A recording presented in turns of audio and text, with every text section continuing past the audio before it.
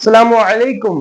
எல்லாம் அல்ல அல்லாஹுவின் நல்லடியார்களே, கொடுத்த வாக்கை மீறாமல் இருந்ததாலும் அதை அழகான முறையில் காப்பாற்றியதாலும் அல்லாஹுவின் தூதர் நபிகள் நாயகம் ஸல்லல்லாஹு அலைஹி வஸல்லம் அவருக்கு அல் அமீன் என்ற பெயர் கிடைத்தது.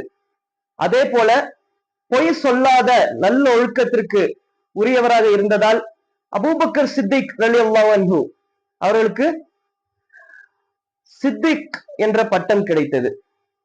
உண்மையாளர். இறைத்தூதருடைய பட்டத்தின் தமிழாக்கம் நம்பிக்கையாளர்.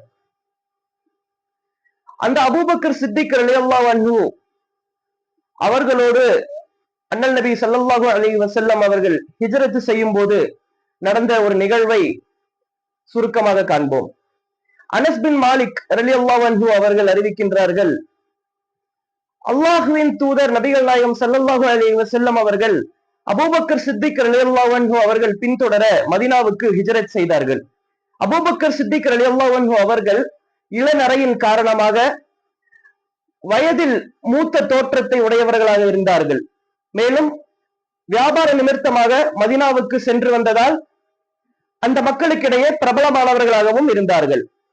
இறைத்தூதர் ஸல்லல்லாஹு அலைஹி வஸல்லம் அவர்கள் நரைமுடி இல்லாததால் இளமையான தோற்றத்திலும் வெளி இடங்களுக்கு சென்று பல நாட்கள் ஆகியிருந்ததால் அந்த மக்களுக்கு இடையே அறிமுகமற்றவராகவும் இருந்தார்கள்.